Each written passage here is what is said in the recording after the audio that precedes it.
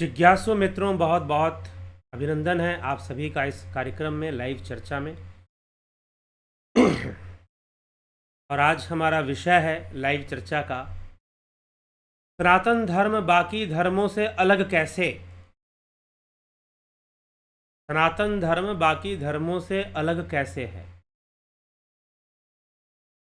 तो इसको हम समझने का आज प्रयास करेंगे। थोड़ा सा ऐतिहासिक और थोड़ा सा दार्शनिक चर्चा से यह विषय स्पष्ट होगा। आज यह बात समझना बहुत जरूरी है, क्योंकि सनातन धर्म को बाकी जैसे कि कुछ शब्दों का प्रयोग हम करते हैं, धर्म, रिलीजन, मजहब,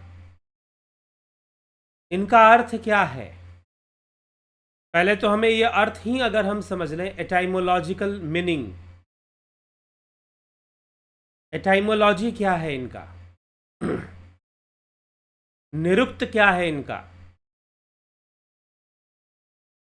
तो धर्म का अर्थ क्या है, रिलीजन का अर्थ क्या है और मजहब का अर्थ क्या है। तो एक तो अर्थ में ही बहुत बड़ा अंतर है, दूसरा उत्पत्ति में बहुत बड़ा अंतर है कि वास्तव में जब हम धर्म को रिलीजन बोलते हैं कि धर्म मतलब रिलीजन, रिलीजन का अर्थ धर्म नहीं होता और धर्म का मतलब रिलीजन नहीं होता। ये बात हमें कहाँ से पता चलती है? ऐसा नहीं कि इस बात को प्रूफ करना ही मेरा कोई लक्ष्य है, ऐसा कुछ भी नहीं है। जब हम एटाइमोलॉजिकल मीनिंग पर जाते हैं, जब किसी शब्द की व्युत्पत्ति का अध्ययन करते हैं कि यह शब्द उत्पन्न कैसे हुआ, किसी वर्ड का रूट वर्ड क्या है, जैसे रिलीजन का रूट वर्ड क्या है, religion is derived from word Religare, Religare से यह डिराइव हुआ। एक वर्ड है रेलिगेयर, जिसका मतलब है लोगों को जोड़ना, यूनाइट करना, संगठन बनाना, लोगों को जोड़ना। तो लोगों को जोड़ने का जो कार्य है वह रिलीजन में होता है। धर्म क्या है? धर्म थोड़ा व्यक्तिगत विषय है। धृत धातु से बनता है, संस्कृत भाषा के। धर्म का अर्थ है धारण करना। इसीलिए धर्म में अब कई प्रकार से धर्म को परिभाषित किया जाता है। अगर सिर्फ धर्म को करना है तो धर्म का मतलब है कर्म।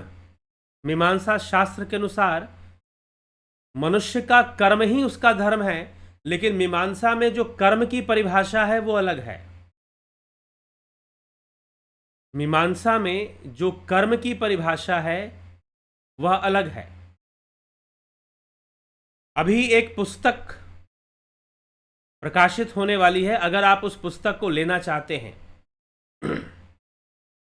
पुस्तक का नाम है अग्निमय बुद्ध। नवंबर के महीने तक ये प्रकाशित हो जाएगी। तो अगर आप इस पुस्तक को लेना चाहते हैं तो उसमें आपको मीमांसा शास्त्र के अनुसार धर्म क्या है और कर्म की क्या परिभाषा है बहुत अच्छे से विस्तार से बताई गई है। वैसे वो पुस्तक एक उपन्यास है, एक कथानक है, स्टोरी लाइन है, लेकिन आप लाभान्वित होना चाहते हैं तो संपर्क कर सकते हैं अगर आपको पुस्तक चाहिए तो। ठीक।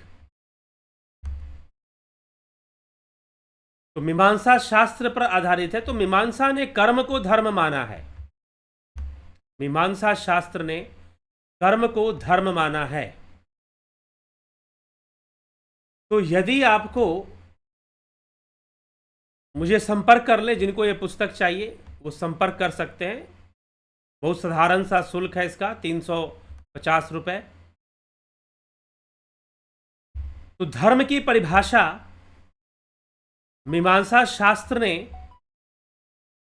कर्म को धर्म बताया है कि कर्म ही धर्म है, लेकिन कर्म क्या है तो उनके कर्म की परिभाषा अलग है, सांख्य दर्शन से अलग है। तो कर्म जो मनुष्य के द्वारा कर्तव्य रूप में किया जाए या किया जाना चाहिए, जो कर्म स्वाभाविक रूप से हो रहा है करना, इसे उन्होंने कर्म नहीं माना। नींद में सोना, इसे भी कर्म नहीं माना। हाँ, स्नान करना कर्म है, क्योंकि पशु स्नान नहीं करते, तो ये एक विशेष कार्य हो रहा है, तो विशेष कार्यों को ही कर्म माना गया है जो धर्म युक्त है, और कर्म को ही धर्म बताया गया है। इसीलिए मीमांसा का प्रथम सूत्र है अथातो धर्म जिज्ञासा। वास्तव में हम धर्म को बता रहे हैं, तो धर्म थोड़ा व्यक्तिगत विषय है, रिलीजन एक सांप्रदायिक विषय है। रिलीजन एक ग्रुप है, रिलीजन में लोगों को जोड़ना बहुत ज्यादा इंपॉर्टेंट है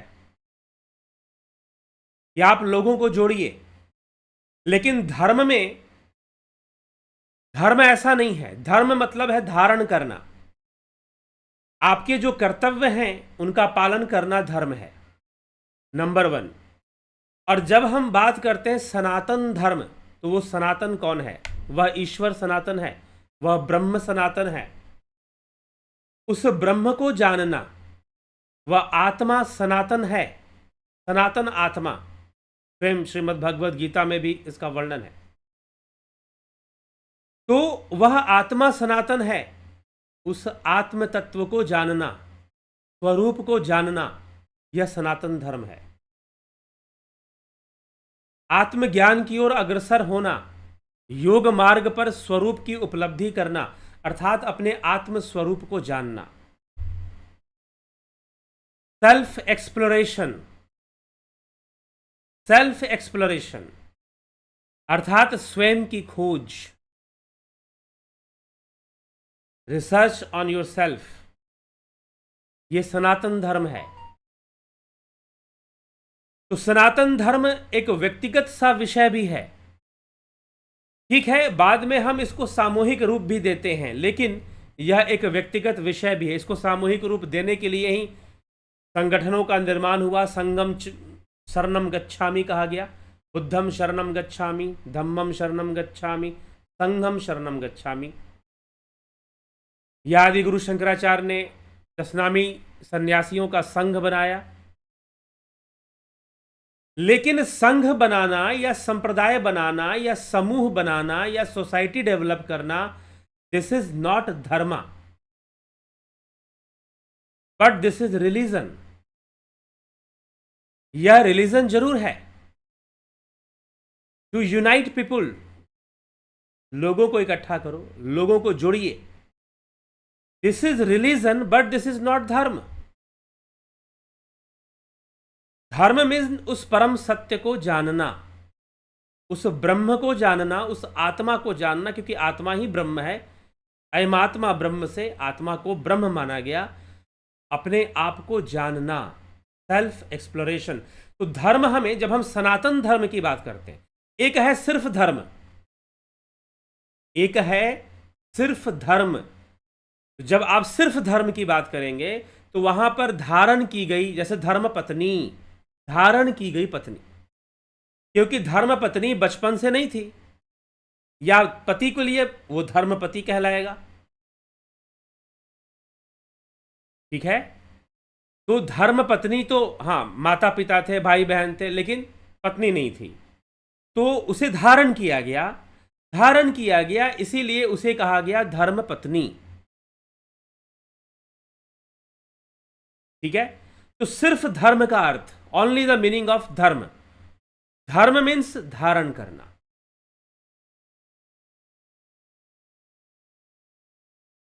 जो भी आपने एक्सेप्ट किया है, जो भी आपने धारण किया है, अब उसमें धारण करने का मतलब निर्जीव वस्तुओं के लिए नहीं कहा गया, वस्त्रों के लिए नहीं कहा गया, कपड़ों के लिए नहीं कपड़ा धारण किया, नहीं। जो गुण धारण कर रहे हो, जो कर्तव्य धारण कर रहे हो, जैसे प्रतिज्ञा ले लिया अर्जुन ने कि जो भी मुझे बोलेगा कि गांडीव छोड़ दो, मैं उसका वध कर दूंगा। तो युधिष्ठिर ने कह दिया कि गांडीव छोड़ दो, तो अर्जुन ने तलवार निकाली कि मैं अपने बड़े भाई का ही वध कर दूंगा। भगवान श्री कृष्ण ने समझाया कि ये कैसी प्रतिज्ञा है और ये कैसा धर्म है। तो जब हम सिर्फ धर्म की बात करेंगे, ओनली धर्म की बात करेंगे, तो धर्म में हमारी ड्यूटीज, हमारे कर्तव्य, वो धर्म के अंतर्गत आ जाते हैं। तो पहले आप धर्म को मानने का मतलब ये नहीं कि आप किसी भगवान को मानते हैं, देवता को मानते हैं, ईश्वर को मानते नहीं। आपके जो कर्तव्य हैं वो धर्म है। अगर आप आर्मी में हैं तो देश की सेवा करना आपका एक कर्तव्य बन जाएगा, ड्यूटी, आपकी ड्यूटी। आपने विवाह किया तो धर्म पत्नी हो गई। आपने कोई नया, एक बहन है आपकी जो बचपन से ही है, और आपने किसी दूसरी महिला को या स्त्री को, जो आपकी सगी बहन तो नहीं है, आपने उसे बहन बना लिया, तो आप उसे क्या बोलेंगे? धर्म बहन। कोई पुरुष आपका भाई नहीं है, अर्थात आपका रक्त संबंध उसके साथ नहीं है। अगर किसी व्यक्ति को आपने अपना भाई बना लिया तो आप कह सकते हैं ये मेरा धर्म भाई है, ये मेरा धर्म भाई है, क्योंकि आपने धारण कर लिया। तो उसे धर्म भाई कहेंगे, उसे धर्म पत्नी कहेंगे, इस तरह से चलेगा। तो जो भी कर्तव्य आपने धारण किए हैं वो आपका धर्म है। तो यहां आप इसे धर्म कह सकते हैं। अब बात आती है सनातन धर्म। सनातन शब्द जुड़ गया, सनातन धर्म। वैदिक धर्म मतलब वैदिक कर्मों को स्वीकार करना, एक है वैदिक धर्म। तो मीमांसा शास्त्र जो है वैदिक धर्म की व्याख्या करती है, पूर्व मीमांसा शास्त्र। तो पूर्व मीमांसा शास्त्र जो है वैदिक कर्म की व्याख्या करती है। तो वैदिक धर्म मतलब वेदास्ति होना, मतलब कि आस्तिक होना। आस्तिक होना मतलब वेदों को अस्ति कहना कि हाँ वेद हैं, और जो कहते हैं कि वेद ना अस्ति वो नास्तिक हैं। जो कहते हैं कि वेद अस्ति, वेद हैं, वो आस्तिक हैं, और जो वेद कहते हैं कि वेद ना अस्ति, कि वेद नहीं है, इसका मतलब वो नास्तिक है। तो वैदिक धर्म क्या है? वैदिक कर्म को स्वीकार करना, वैदिक कर्म को अपना कर्तव्य समझना। तो वैदिक कर्म कांड में नित्य, निमित्त, काम्य, निषिद्ध और प्रायश्चित कर्म आ जाते हैं। अब कोई निषिद्ध कर्म हमसे होता है तो उसमें कई प्रकार के प्रायश्चित कर्म हो सकते हैं, कई तरह से प्रायश्चित कर्म हो सकते हैं। तो वैदिक कर्म को जब हम धारण करेंगे तो हमने कहा, हम कहेंगे कि हमने वैदिक धर्म को धारण किया है, हम वैदिक धर्मी हैं। तो बहुत बड़ा डिफरेंस क्रिएट हो जाता है, meaning concept of religion and concept of dharma. Concept of religion and concept of dharma, two different things. ये दो अलग अलग विषय हैं, दो अलग अलग कॉन्सेप्ट्स हैं। तो वैदिक धर्म मतलब वैदिक कर्म को, बौद्ध धर्म बुद्ध के सिद्धांत को धारण करने से बौद्ध धर्म हो जाता है। जैन धर्म भगवान महावीर के सिद्धांतों को धारण करने से जैन धर्म हो जाता है, लेकिन उसे अपने ऊपर लागू करना कर्तव्य रूप में, तो वैदिक धर्म कहा जाता है। फिर सनातन धर्म, जब आप उस सनातन ब्रह्म को, सनातन जिसका ना आदि है ना जिसका अंत है, जो अनादि है वो सनातन है। सनातन कहने का तात्पर्य है, सनातन कहने का अर्थ है जो अनादि है वो सनातन है। तो सनातन ब्रह्म को जानना, जो आदि गुरु शंकराचार्य का जो अद्वैत मत है, या श्रीमद् भगवद गीता का जो मत है, उस आत्मा को जानने की बात कहता है, आत्मज्ञान की बात कहता है। पतंजलि का जो मत है स्वरूप की उपलब्धि करना, वह पुरुष ही वास्तविक स्वरूप बनता है, वही चैतन्य है, तो उसको जानना। उसको लक्ष्य बनाकर साधना करना, तो सनातन धर्म कहलाएगा। ब्रह्म की ओर, आत्मा की ओर जानना, सेल्फ, अगर हम इंग्लिश में साधारण भाषा में कहें, सेल्फ एक्सप्लोरेशन, ये सनातन धर्म है। नो दाई सेल्फ, सोक्रेटिस ने कहा नो दाई सेल्फ, ये सनातन धर्म है। तो आत्मा को, अब सोक्रेटिस तो ग्रीस में हुआ था, इंडिया में हुआ नहीं था, भारत में नहीं हुआ था वो, लेकिन उसने कहा कि स्वयं को जानो, अपने आप को जानो, जो आदिगुरु शंकराचार्य का सिद्धांत, पतंजलि का सिद्धांत स्वरूप की ओर बढ़ने की बात करता है कि नो योर सेल्फ, अपने आप को जानिए, समझिए कि आप क्या हैं, आपकी असेंबलिंग कैसे हुई है, आप कैसे हैं, आप फिजिकल एग्जिस्टेंस है आपका साइकोलॉजिकल एग्जिस्टेंस भी है, फिर आपका स्पिरिचुअल एग्जिस्टेंस भी है। तो आप हर लेवल पर अपने आप को जानिए, आत्मज्ञान की ओर बढ़िए, सेल्फ नॉलेज की ओर बढ़िए। तो ये आत्मा को जानना सनातन धर्म है, उस ब्रह्म को जानना सनातन धर्म है कि आप उसको ज्ञान की ओर बढ़िए। तो यह धर्म के विषय में हमें समझना चाहिए। तो धर्म यहां पर आपको प्रेरित करता है कर्म की ओर और ज्ञान की ओर। अब जो रिलीजन है, वैसे जिन्होंने फिलॉसफी कोर्स किया हुआ है, फिलॉसफी कोर्स जो मैंने दिया है, जो कोर्स है, उसमें आपको ये स्टोरी बताई गई है कि रिलीजन कैसे डेवलप होता है। रिलीजन का जो अभी, क्योंकि अभी पूरे विश्व में एक बात हमें देखने को मिलती है, अभी हमास और इजराइल के बीच में एक युद्ध चल रहा है। बहुत बड़ी घटना है पूरे विश्व पर। किसी भी देश में जब युद्ध होता है और बहुत बड़े लेवल पर जब युद्ध हो रहा होता है, तो उससे पूरा विश्व प्रभावित होता है। व्यवहारिक रूप से पूरा विश्व उससे कहीं ना कहीं प्रभावित होता है। किसी को नुकसान, किसी को फायदा, कुछ भी हो, ऐसा हो सकता है। लेकिन ये जितनी भी घटनाएं चलती हैं, इनके पीछे एक शब्द होता है रिलीजन। इनके पीछे एक शब्द होता है रिलीजन, मजहब। अब ये बड़ी, आज हम इतनी आगे बढ़ चुके हैं विज्ञान में। भारत चंद्रमा के दक्षिणी ध्रुव पर, साउथ पोल पर लैंड कर चुका है, पानी खोज चुका है, वाटर डिस्कवर कर चुका है मून पर।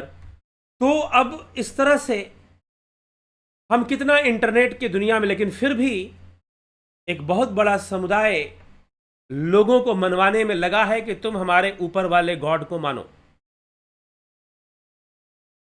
तुम हमारे रिलीजन को मानो। वाई, क्यों लगा हुआ है? तो हम रिलीजन के उत्पत्ति को समझने का प्रयास करेंगे।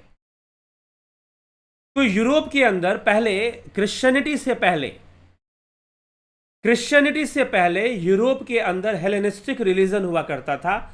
अगर आप मेरा फिलॉसफी कोर्स ज्वाइन करेंगे तो हेलेनिस्टिक रिलीजन के बारे में उसमें बताया गया है, उनकी फिलॉसफी समझाई गई है कि हेलेनिस्टिक रिलीजन में 12 देवता होते थे, और वो वही देवता होते थे जो कि भारतीय परिवेश में भी उन देवताओं का नाम आता है। तो वैदिक मत में भी उन देवताओं का नाम लिया जाता है जो कि हेलेनिस्टिक रिलीजन में थे। तो हेलेनिस्टिक रिलीजन में लोग देवताओं को मानते थे और अपनी ड्यूटीज में बिलीव करते थे, कर्तव्य में बिलीव करते थे। यूरोप के अंदर या भारत में जो वैदिक धर्म है, उसमें किसी को जोर जबरदस्ती अपनी बात मनवाने की होड़ नहीं थी कि हमारी बात मानो। उस बीच में क्रिश्चियनिटी का प्रादुर्भाव हुआ। अब्राहमिक थॉट एक जो था पहले से विकसित था, ऐसा नहीं कि नया था। तो एक अब्राहमिज्म आया और अब्राहमिज्म ने धीरे धीरे अपना डेवलपमेंट किया। तो पहले नॉर्मल अब्राहमिज्म जो था वो जुडाइज्म के फॉर्म में था, मतलब जिसको ज्यूज कहते हैं। ज्यूज जो थे यहूदी, जो कि इजराइल में आज सबसे ज़्यादा संख्या में है, हर जगह पर है, यूरोप में भी है, इंग्लैंड में भी है, जर्मनी में भी ज्यूज रहते हैं, अमेरिका में भी रहते हैं। लेकिन उनकी जो कंट्री है स्पेशलाइज्ड है only for Jews, that is Israel. तो इजराइल जो है वो यहूदियों का देश। तो जुडाइज्म एक अब्राहमिक जो कल्ट है, उसका जो सबसे पहला कल्ट है, सबसे पहला सेक्ट है, संप्रदाय है, तो वो यहूदी संप्रदाय है। तो उन्होंने किसी एक को मानने के लिए कहा कि कोई एक ही होता है। अब उसी के आधार पर थोड़ा सा और इनके अंदर चेंजेस आए। तो चेंजेस आने के बाद कोई एक मसीहा आया जिसको जीसस क्राइस्ट इन्होंने कहा, जीसस ऑफ नजारेत। तो जीसस क्राइस्ट आया तो उन्होंने कुछ परिवर्तन लाया और एक नया संप्रदाय विकसित हुआ, बाद में चलकर क्रिश्चियनिटी। तो अब जो है बाइबल के अंदर ओल्ड टेस्टामेंट है, न्यू टेस्टामेंट है। ओल्ड टेस्टामेंट है मोजेस के ऊपर है, मूसा। मोजेस मतलब मूसा। अब मूसा को सभी मानते हैं। मूसा को मुसलमानों में भी माना जाता है, ईसाइयों में भी माना जाता है। मोजेस जिसे कहा गया, द प्रॉफिट मोजेस ऐसे कहा जाता है। तो मूसा को सभी मानते हैं, ईसाई भी मानते हैं, मुसलमान भी मानते हैं।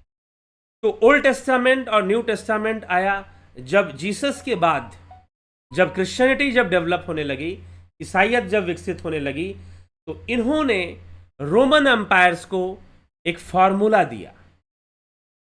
अगर हम कंप्लीट रोमन एम्पायर का हिस्ट्री पढ़ते हैं, अगर आप इसको बहुत ज़्यादा थोड़ा सा एक्सप्लेनेशन और चाहते हैं आप, तो फिलॉसफी का जो कोर्स चलता है, अगर आप उसे ज्वाइन कर लें तो आपको काफ़ी हेल्प इसमें मिलेगी। ठीक है, फिलॉसफी कोर्स में। तो इसमें आपको मैंने इसकी हिस्ट्री को एक्सप्लेन किया हुआ है कि कैसे क्रिश्चियनिटी का डेवलपमेंट हुआ। तो क्रिश्चियनिटी जो है, रोमन अंपायर जो थे बहुत पावरफुल थे उस समय पर। हालांकि उनका एरिया बहुत बड़ा तो नहीं था, लेकिन फिर भी बड़ा था और बटा हुआ था। कई बार वेस्टर्न और ईस्टर्न जोन में बटा हुआ था, कई बार वो 4 पार्ट में उसका डिवाइड किया गया था। काफ़ी स्ट्रगल था रोमन एम्पायर्स के लाइफ में। कभी किसी ने कंप्लीट एम्पायर पर रूल किया, किसी ने 4 पार्ट्स पे अलग अलग राजा हुए, कभी 2 पार्ट्स हो गया। तो अलग अलग राजाओं ने अलग अलग तरीके से उस पर राज किया। और पूरी जो रोमन हिस्ट्री है वो सिर्फ आपको किलिंग किलिंग किलिंग से भरा हुआ है। हर राजा की मौत आपको दिखाई देगी, हत्या से ही सारे मारे जाते थे। जितने भी किंग हुए, चंद्रगुप्त मौर्य की तरह कोई संन्यास लेकर समाधि ले रहा हो, ऐसा इतिहास रोमन एम्पायर में नहीं है। मौर्यन एम्पायर के जो फर्स्ट किंग थे, हमारे भारतवर्ष में जो मौर्यन एम्पायर हुआ, मौर्य साम्राज्य हुआ, उसके जो सबसे पहले राजा थे चंद्रगुप्त मौर्य। उन्होंने जैन मत के हिसाब से संन्यास लेकर उन्होंने मोक्ष प्राप्ति हेतु अपने देह का स्वेच्छा से त्याग किया था। सम्राट अशोक ने ध्यान साधना में अपने आप को समाहित कर दिया था, अपने आप को समर्पित कर दिया था। हमारे राजाओं का इतिहास, राजा भोज का इतिहास, विक्रमादित्य का इतिहास, सब योगी बन गए। महाराज भर्तृहरि योगी बन गए। राजा भोज ने तो पतंजलि योग सूत्र का भाष्य ही लिख दिया भोजवृत्ति के नाम से। और भी भाष्य लिखे उन्होंने, और भी शास्त्रों के भाष्य राजा भोज ने लिखे। तो एक यहां पर एक अलग परिवेश था। मौर्यन एम्पायर को हमेशा रोमन एम्पायर से कई बार कंपेयर किया जाता है, क्योंकि इन्होंने बहुत लंबे समय तक रूल किया था। और हाँ, लेकिन मौर्यन एम्पायर और रोमन एम्पायर में बहुत बड़ा डिफरेंस था। मौर्यन एम्पायर में सारे एक ही खानदान के लोग थे। मौर्य साम्राज्य के चंद्रगुप्त मौर्य, उनके पुत्र, फिर उनके पुत्र, फिर उनके पुत्र, ऐसे ही राजा बनते गए। लेकिन रोमन में ऐसा नहीं था। कभी उनका सेनापति राजा को मार रहा है, कभी मंत्री मार रहा है, कभी कोई आके मार के चला जा रहा है। कुछ कुछ तो वहां पर ऐसी स्टोरीज है रोमन एम्पायर में कि आपको विद इन वीक एक व्यक्ति राजा बना और 1 हफ्ते बाद उसको मार के कोई दूसरा बन गया। ठीक है, तो वहां पर एक ऐसी सिचुएशन थी। हाँ, स्टार्टिंग में जो रोमन एम्पायर था उसमें कुछ अच्छी बातें हैं, कुछ अच्छी बातें उसमें हैं, लेकिन बाद में चलकर सिर्फ यही सब सारी चीजें चल रही है। रक्तपात, खून खराबा, बस इसी से भरा हुआ है रोमन एम्पायर। तो रोमन एम्पायर जो है, बाद में चलकर रोमन एम्पायर को उस समय एक पोप था और एक ऑगस्टाइन नामक एक सेंट हुआ, उसको सेंट बोलते हैं क्रिश्चियनिटी का। लेकिन बाद में philosophers, most highly criticised philosopher Augustine was highly criticise. Modern philosopher ने सबसे ज्यादा अगर किसी को क्रिटिसाइज किया था वो ऑगस्टाइन था। कुछ लोग उसकी महानता गाते हैं, जो नहीं जानते हैं कि ऑगस्टाइन ने कितनी वाहियात फिलॉसफी दी थी। जो वर्स्ट फिलॉसफी, जिसको कहते हैं कंप्लीटली इलॉजिकल फिलॉसफी, ऑगस्टाइन ने दी थी। और ऑगस्टाइन का जो मूवमेंट था वो सबसे बड़ा मूवमेंट था कि क्रिश्चियनिटी को, लोगों को कन्वर्ट करना क्रिश्चियन में। और वो ऑगस्टाइन ने एक कॉन्सेप्ट दिया, उसको लेकर एक दूसरा पोप था जो कि किंग के पास पहुंचा, रोमन एम्पायर के पास पहुंचा, और उन्होंने एक फॉर्मूला दिया। क्या फॉर्मूला दिया? कि हम लोगों को क्रिश्चियनिटी में कन्वर्ट करेंगे और ये बाइबल के नाम पर जो है वो हर बात मानेंगे। पहले तो राजाओं को ये बात समझ में नहीं आई, लेकिन धीरे धीरे रोमन एम्पायर को ये बात समझ में आने लगी कि ये तो रूल करने का बहुत अच्छा तरीका है। Religion is a tool of politics. Roman empires ने रिलीजन को टूल ऑफ पॉलिटिक्स बना दिया, और वहां से एक बहुत ही गंदा घिनौना कार्य शुरू हुआ। क्या शुरू हुआ कि किसी देश के अंदर, इसके ऊपर एक फिल्म बन चुकी है, पॉसिबली उस फिल्म का नाम है, संभवतः उस फिल्म का नाम है अगोड़ा। अगोड़ा नामक कोई मूवी है, शायद बैंड भी है वो, आपको इंटरनेट पे मिले या ना मिले। तो क्योंकि ये अगेंस्ट क्रिश्चियनिटी बनाई गई थी ये फिल्म, कि क्रिश्चियंस कैसे रोमन एम्पायर अपने आप को स्प्रेड करना शुरू करते हैं। तो होता क्या था कि कोई क्रिश्चियन पोप जो था वो कहीं जाता था, किसी कंट्री में, किसी स्टेट में गया, और वहां के लोगों को धीरे धीरे गॉड के नाम पर, there is only one God, do not believe in many gods, और ऐसे कर करके गॉड, कोई एक गॉड है, वो हेवन में रहता है, वो सातवें आसमान पे रहता है, हेवन में रहता है, ऐसा कोई गॉड है। अब्राहमिज्म में माना जाता है कि ऐसा कोई गॉड है जो सातवें आसमान पे रहता है। तो कोई अब्राहमिक इस तरह से ये गॉड है, और तुम उसी को मानो और किसी को मत मानो, और इस तरह से ऐसे प्रचार करना, लोगों को जोड़ने का काम।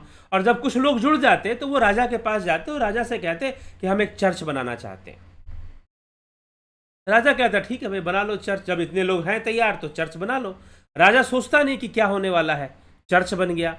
अब चर्च बनने के बाद और लोग जुड़ने शुरू हो गए, एक कम्युनिटी डेवलप किया गया, एक संप्रदाय का विकास किया गया, एक सेक्ट को डेवलप किया गया, कल्ट डेवलप किया गया, और बहुत सारे लोग धीरे धीरे उसमें जुड़ने लगे। लोग तो जुड़ने लगे, चलो भाई अच्छी चीज़ है, गॉड से जुड़ रहे हैं, ठीक है, अच्छी बात है, जुड़ने लगे लोग। जुड़ने लगे, बाद में जब उनकी जब पॉपुलेशन है वो स्टेट के पॉपुलेशन के 40% हो जाए, 45% हो जाए, 50% हो जाए, तो ये धीरे धीरे पॉलिटिकल प्रेशर बनाना शुरू कर देते हैं। पॉलिटिकल प्रेशर बनाना शुरू कर देते हैं, राजनीतिक दबाव बनाना शुरू कर देते हैं राजा के ऊपर, राजनीतिक दबाव बनाना शुरू कर देते हैं। और जब राजा उनकी बात नहीं मानता, राजा समझ जाता कि भाई ये लोग तो अब मुझे ओवर रूल करना चाहते हैं, ये लोग मुझे ओवर रूल करना चाहते हैं, मुझ पर शासन करना चाहते हैं ये लोग।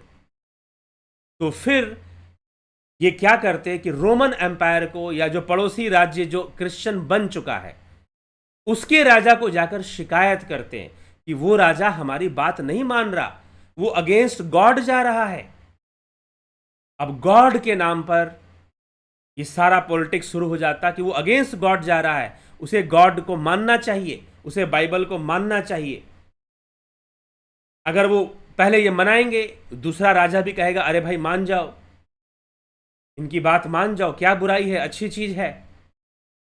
तो अब जो दूसरा राजा है वो एंजॉय कर रहा होता है। क्यों एंजॉय कर रहा होता है? क्योंकि उसका जो राज्य है पूरी तरह से ईसाई बन चुका है। अब उसको कोई भी ऑर्डर पास करना है तो वो कैसे ऑर्डर पास करता है? बाइबल के नाम पर करता है।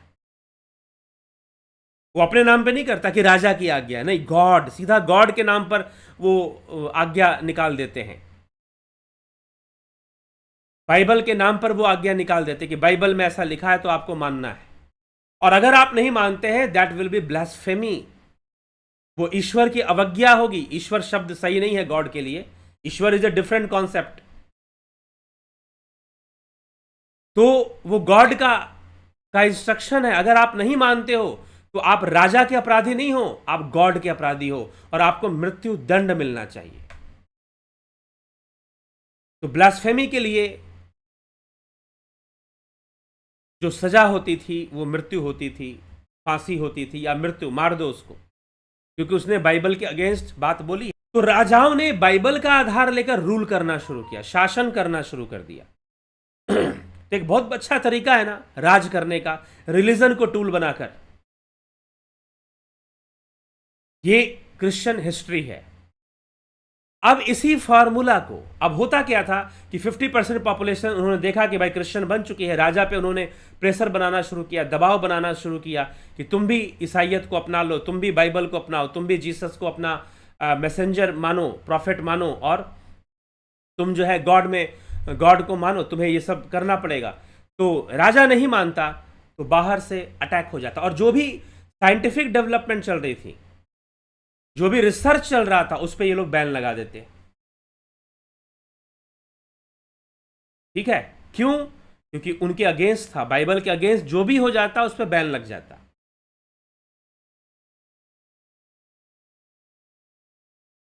तो जो भी बाइबल के अगेंस्ट जाता उस पर बैन लग जाता, उसे मृत्यु दंड दे दिया जाता। इस तरह का माहौल बनाना शुरू करते, और जो राजा नहीं मानता दूसरे राजा से उस पर आक्रमण करवाते। जो राजा मानने के लिए तैयार, जो किंग, जो एम्पेरर मानने के लिए तैयार नहीं होता, वो दूसरा क्रिश्चियन एम्पेरर उस पर कहता है कि आप अटैक करो इस पर, और वो आक्रमण करता, और उसकी आधी पॉपुलेशन, उस राजा के आधे सैनिक पॉपुलेशन, उनका राजा अपने राजा का साथ छोड़ देते। गॉड के नाम पर वो अपने ही लोगों की हत्या करते, गॉड के नाम पर वो अपने ही लोगों की हत्या करते। मजबूरन क्या होता? मजबूरन वो राजा कहता करे मुझे तो राजा की गद्दी पे बैठे रहना है, मुझे राजा की गद्दी छोड़नी नहीं है, मुझे राजा की गद्दी पे बैठे रहना है, तो let's accept the Christianity, yo I am also the devotee of God. वो भी अंधभक्त बनने के लिए तैयार हो जाता, अंधभक्त बनने के लिए तैयार हो जाता। और जैसे ही ये लोग आते, कहते हैं जितनी भी साइंटिफिक डेवलपमेंट हो रही होती है वो सब रुकवा देते, किसी भी स्टेट में सब रुकवा देते, बैन करवा देते। इस तरह से यूरोप में, इस तरह से डार्क एज की शुरुआत यूरोप के अंदर शुरू हो गई, और इस तरह से अपनी संख्या को बढ़ाओ। तो धर्म एक अलग विषय है और रिलीजन एक अलग विषय है, अलग हो जाता है। तो आप पूछोगे कि हमास और इजराइल में जो युद्ध हो रहा है वो किस लिए युद्ध हो रहा है? अगर इजरायली, अगर यहूदी मुसलमान बनने को तैयार हो जाए तो ये युद्ध खत्म हो जाए।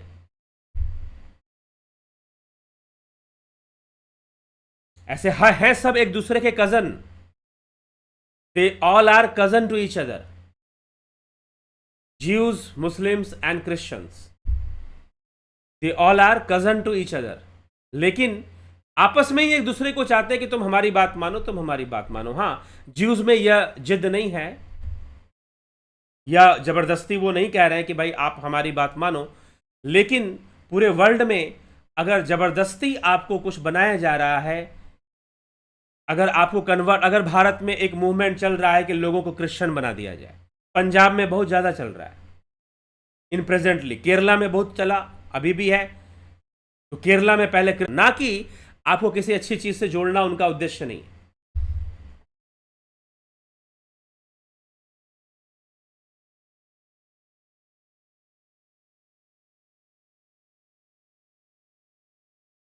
ठीक है, आपको किसी अच्छी चीज से जोड़ना या सत्य से जोड़ना, ट्रूथ से जोड़ना उनका टारगेट नहीं है, उनका उद्देश्य नहीं है कि वो आपको सत्य से जोड़ना चाहते हैं। ये हिस्टोरिकल प्रूफ पे, मैंने जो हिस्टोरिकल स्टडी की है, जो है वो साफ साफ सामने आता है।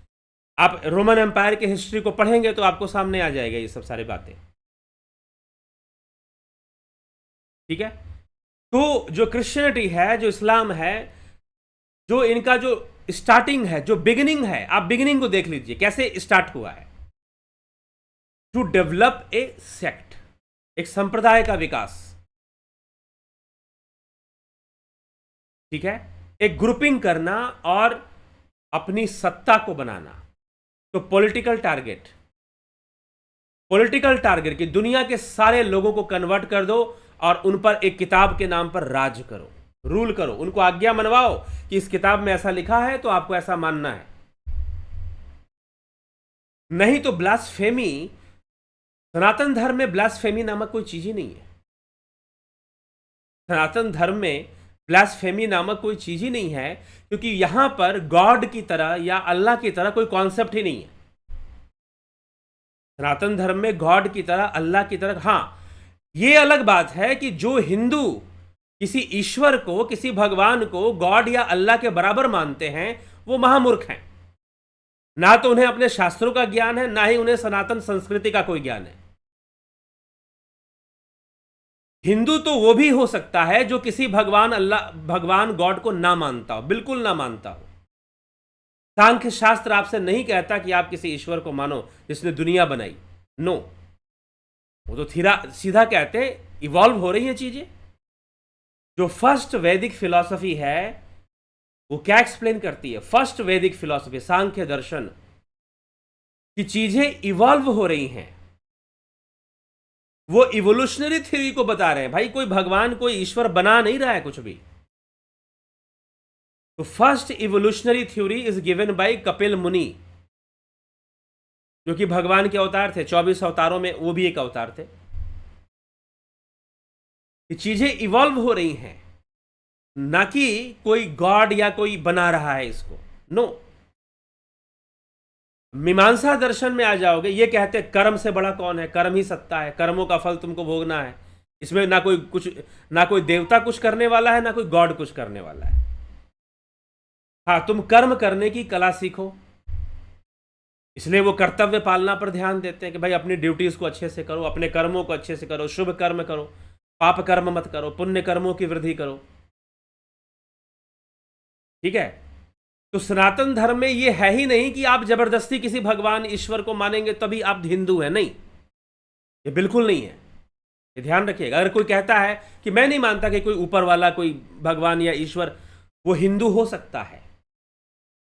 अगर वो मानता है तो भी हिंदू हो सकता है, अगर नहीं मानता तो भी हिंदू हो सकता है। कुछ लोग कहते हैं हिंदू होने का क्या शर्त है, क्या शर्त है? तो हिंदू होने के लिए जरूरी नहीं है कि तुम किसी गॉड को मानोगे, कोई जरूरी नहीं है, कोई कंपलसरी नहीं है, कोई कंपल्सन नहीं डाला गया इस बात का। You can be Hindu if you do not believe in any God. आप हिंदू हो सकते हैं, अगर आप किसी गॉड में बिलीव नहीं करते तो भी आप हिंदू हो सकते हैं। ठीक है। तो यहां पर लिबर्टी बहुत है हिंदुइज्म में, सनातन धर्म में स्वतंत्रता बहुत है। ठीक है। हाँ, सेल्फ एक्सप्लोरेशन को, जब हम सनातन धर्म की बात करेंगे तो सेल्फ एक्सप्लेनेशन को, स्वयं को जानो, आत्मा को जानो, इस बात पर ज्यादा फोकस मिलेगा। हम जो जो प्रोमिनेंट शास्त्र हैं हमारे, जो इंपॉर्टेंट शास्त्र हैं, पतंजलि योग सूत्र हो गया, वेदांत हो गया, यहां पर सेल्फ की जर्नी पर बहुत ज्यादा फोकस किया गया है और कर्म सिद्धांत पर बहुत ज्यादा फोकस किया गया है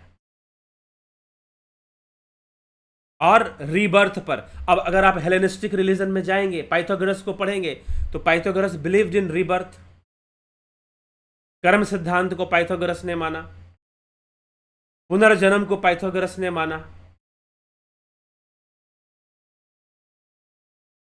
ठीक है। तो पुनर्जन्म का जो सिद्धांत है बहुत स्ट्रांगली माना जाता है सनातन धर्म में, बुद्धिज्म में, जैनिज्म में, सिखिज्म में। अब अलग अलग पार्ट बाद में लोगों ने खुद ही बना दिए, था तो सब एक ही से निकला हुआ। तो पुनर्जन्म तो एकदम कंपलसरी माना जाता है कि ये तो है ही, हमारा अगला जन्म होता है, पहले भी था। पाइथागोरस ने मैथमेटिकली इस चीज को प्रूव किया, मैथमेटिक्स के थ्रू उसने इस चीज को प्रूव किया कि हाँ, ये इस लाइफ के बाद दूसरी लाइफ भी हमारी होती है, अगला जन्म भी होता है, नेक्स्ट रीबर्थ भी होता है। तो पाइथागोरस का एक सिद्धांत है। ऐसे तो आपने पाइथागोरियन थ्योरम पढ़ा है मैथमेटिक्स के अंदर, लेकिन फिलॉसफी में पाइथागोरस का एक सिद्धांत है resurrection of soul, resurrection of soul. तो ट्रांसमाइग्रेशन ऑफ सोल, रिसरेक्शन नहीं, ट्रांसमाइग्रेशन ऑफ सोल। जो सोल है वो ट्रांसमाइग्रेट कर जाती है आफ्टर डेथ। तो ऐसा पाइथागोरस का मानना था। तो पाइथागोरस क्रिश्चियनिटी या अब्राहमिज्म के आने के बहुत पहले आया। तो यहां पर कोई ब्लास्फेमी नामक चीज भी नहीं है।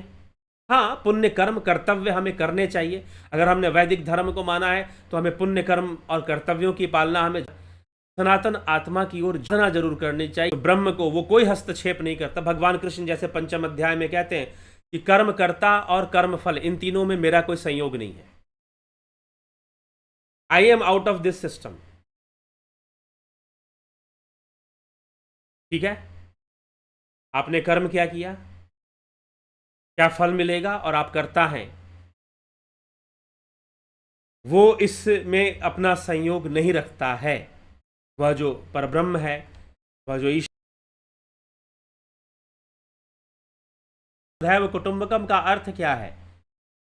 संग छद्वम सम्मदद्वम संभो मनांसी जानजनाना उपासते समानो मंत्र समिति समानी समानम मनः स चित्तमेषाम समानम मंत्रमभि मंत्र एव समानेन वो हविषा जुहोमि।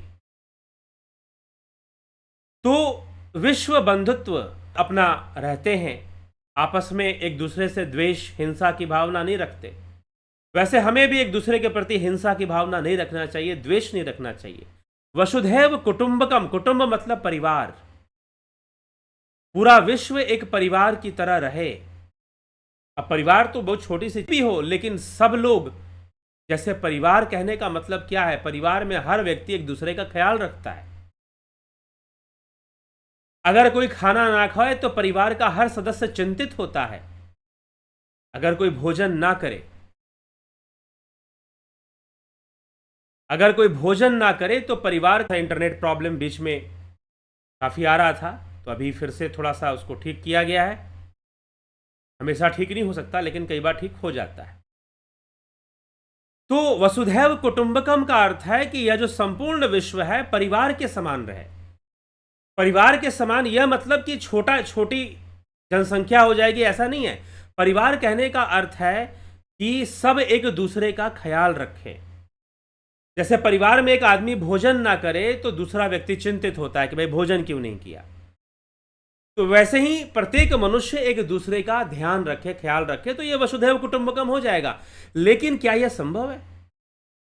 क्या यह प्रैक्टिकल है? क्या यह व्यवहारिक है कि वसुधैव कुटुंबकम स्थापित हो जाए? तो यह व्यवहारिक नहीं है, यह प्रैक्टिकल नहीं है।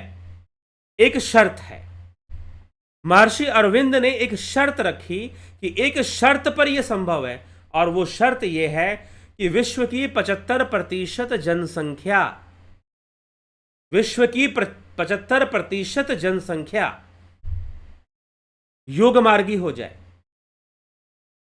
लोग इवॉल्व कर जाएं। उनको इवॉल्व, योग मार्गी होने का मतलब ये नहीं कि वो सिर्फ हठ योग एक्सरसाइज करना शुरू कर दे, नहीं। योग मतलब इवोल्यूशन ऑफ योर कॉन्शियसनेस। योग मतलब इवोल्यूशन ऑफ योर कॉन्शियसनेस। आपकी चेतना का विकास हो जाए। तो अगर विश्व के 75% लोगों की चेतना का विकास हो जाएगा तो विश्व वसुधैव कुटुंबकम स्थापित हो जाएगा। क्योंकि जो योग मार्गी है वो अपने कल्याण के बारे में, अपनी चेतना के उत्थान के बारे में, कैवल्य के बारे में ज्यादा सोचेगा। उसके जीवन का लक्ष्य कुछ और हो जाएगा। लड़ाइयां क्यों हैं? क्योंकि हम इंद्रिय वस्तुओं को प्राप्त करना चाहते हैं, इंद्रिय भोगों को प्राप्त करना चाहते हैं, उसमें हम लिप्त होना चाहते हैं। इसीलिए लड़ाई है, झगड़े हैं। हम पूरी दुनिया पर राज करना चाहते हैं। अभी क्या चल रहा है इजराइल और हमास के बीच में? पूरी दुनिया पर राज करने की एक हवस कि हम सबको कन्वर्ट कर देंगे और फिर एक छत्र राज्य होगा पूरी दुनिया पर और हम रूल करेंगे।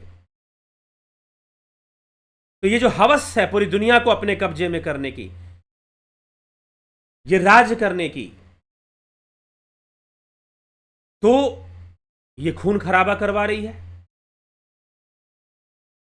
तो वसुधैव कुटुंबकम कहता है कि नहीं, आप अपनी कॉन्शियसनेस को डेवलप कीजिए, अपनी चेतना को विकसित कीजिए।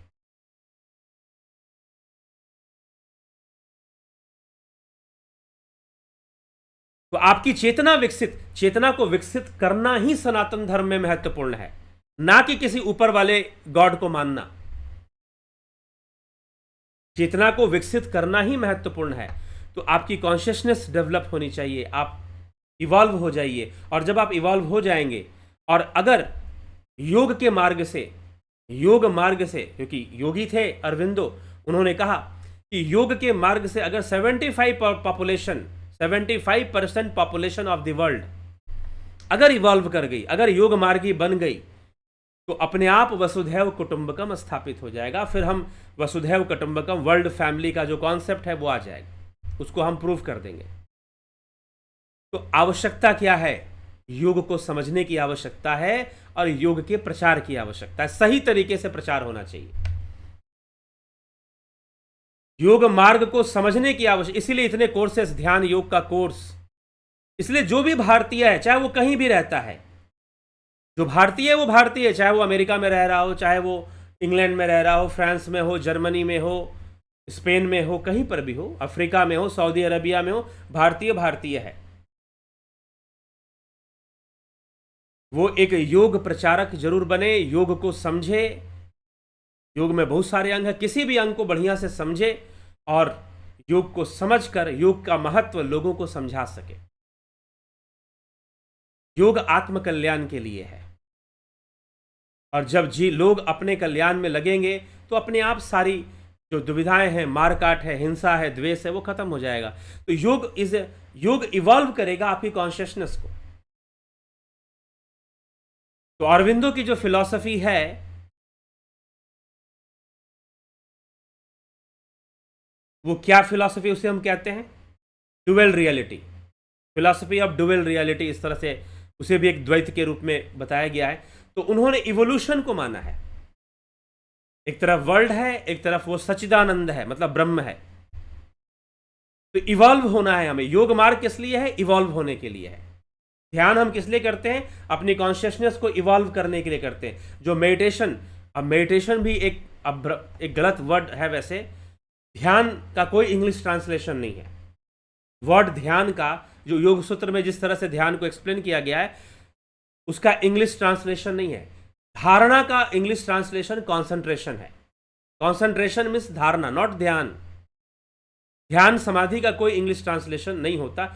Meditation is a contemplation, logical process है मेडिटेशन।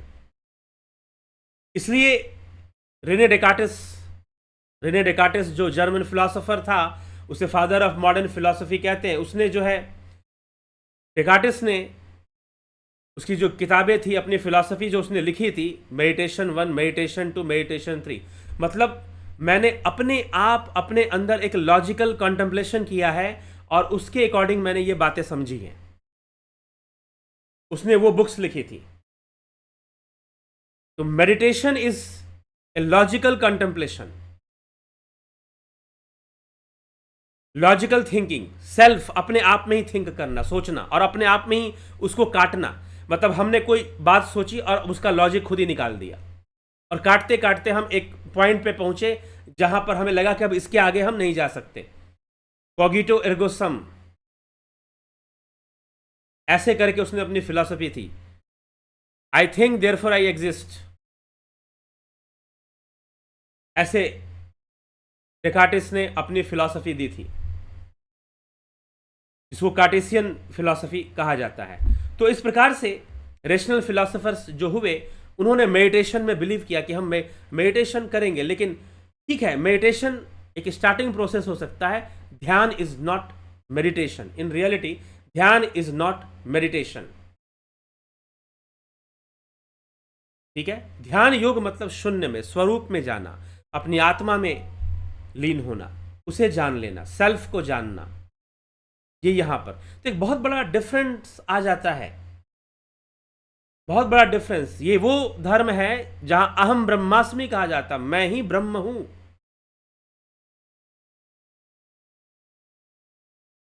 तो बहुत बड़ा डिफरेंस है।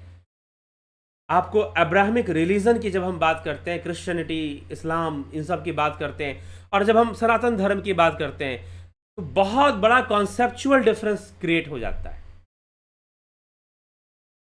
अब ये कहने के लिए हम बहुत अच्छे इंसान हैं, अरे सभी धर्म एक हैं, हम तो सर्वधर्म में बिलीव करते हैं, तो मुझे लगता है कि आप गंवार आदमी हो, आपका अध्ययन बहुत ही न्यून है। जबरदस्ती का आप अपने आप को, मतलब कि आदमी ना मीठा बन के रहना चाहता है, भैया आपको मानसिक डायबिटीज हो जाएगा, फिर मेंटल डायबिटीज कुछ लोगों को होके रखा हुआ है, मानसिक मधुमेह हो जाएगा, आप ग्रसित हो जाएंगे मानसिक। हम तो सर्वधर्म में बिलीव करते हैं, हम तो अहिंसा, प्रदर्शन में आपको करना है, प्रदर्शन करना है आपको। हम तो अपने संस्था में, कुछ संस्थाएं हैं हमारे देश में, लाखों में भीड़ है उनके यहां पर, वो कहते हैं अरे हम तो सर्वधर्म को आमंत्रित करते हैं, हम तो सभी में विश्वास करते हैं। सबसे घट जो धोखेबाज लोग हैं, ये यही लोग हैं जो इस तरह की बातें कर रहे हैं, जो संस्थाएं इस तरह की बातें कर रही हैं। तो इसीलिए एक कॉन्सेप्चुअल डिफरेंस को समझना चाहिए हमें, और वसुधैव कुटुंबकम का कॉन्सेप्ट क्या है, इसका ध्यान का उद्देश्य क्या है। कॉन्सेंट्रेशन इज नॉट ध्यान, योग सूत्र को पढ़िए, अर्थ अलग बताया गया है ध्यान का। तो इसीलिए हमें कॉन्सेप्ट्स को समझना पड़ेगा। और जो मैंने बातें कही, मैंने साफ खुलकर कहा कि अगर आप किसी गॉड को नहीं भी मानते तो आप हिंदू हो सकते हैं फिर भी।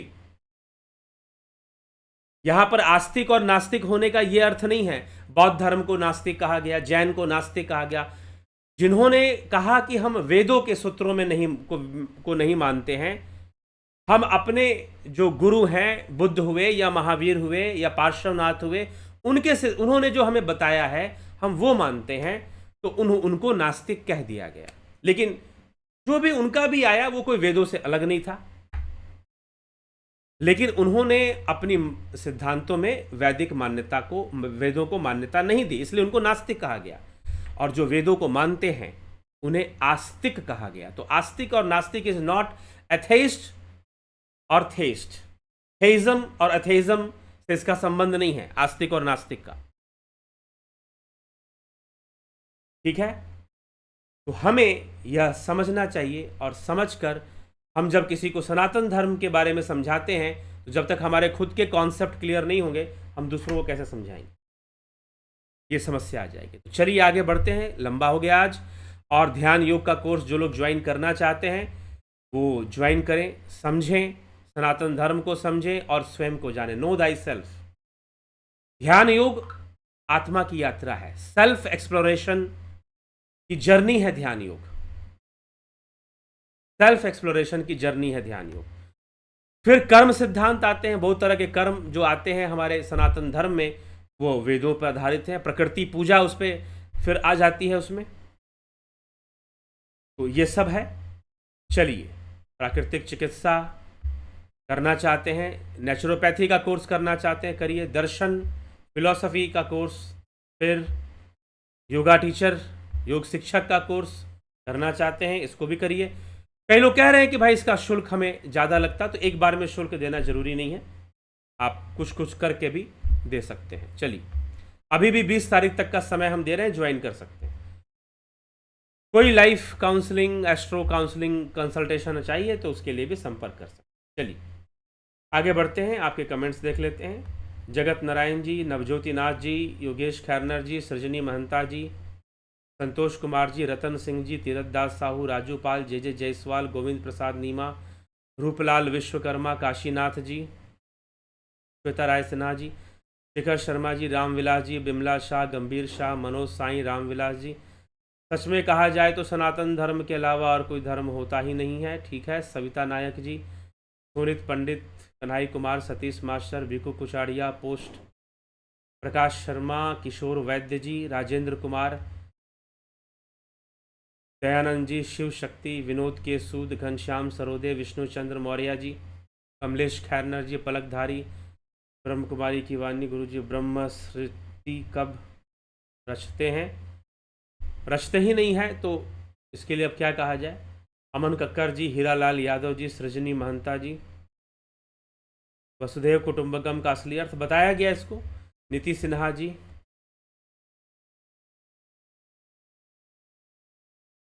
ठीक। हिम सुनार जी, शरीर को जला दिया तो आत्मा कहाँ जाता है, आत्मा नहीं, हमारा सूक्ष्म शरीर ही देह से बाहर निकल जाता है और वो गमन करता है, आत्मा तो उसमें रहता ही है। आत्मा ना कहीं से आता है ना कहीं जाता है। ठीक है। हिम सुनार, सृजनी महंता, शिव शक्ति, मोहित महाजन, रामविलास जी, नूतन भट्ट जी, सब लोगों को आत्मरूपी भगवान समझना ही असल में योग है। योग तो स्वरूप का साक्षात्कार है, आत्मा का साक्षात्कार, समझना नहीं, मानना नहीं। जबरदस्ती मानने का नाम योग नहीं हो सकता कि हम सबको आत्मरूप माने। माने नहीं, आत्मा को जानिए, जानने की प्रोसेस से जुड़िए, जाने बिनु ना होए प्रतीति। धन्यवाद भारत, श्याम नागेश्वर, सबका बहुत बहुत अभिनंदन। और आप अपने कॉन्सेप्ट्स को क्लियर रखें, खुद समझे, दूसरों को समझाएं। चलिए, इसी के साथ में विराम दूंगा। और कोई कोर्स करना चाहता है 9661802459 इस नंबर पर कांटेक्ट कर आप कोर्स ज्वाइन कर सकते हैं। मैं नंबर दे देता हूं।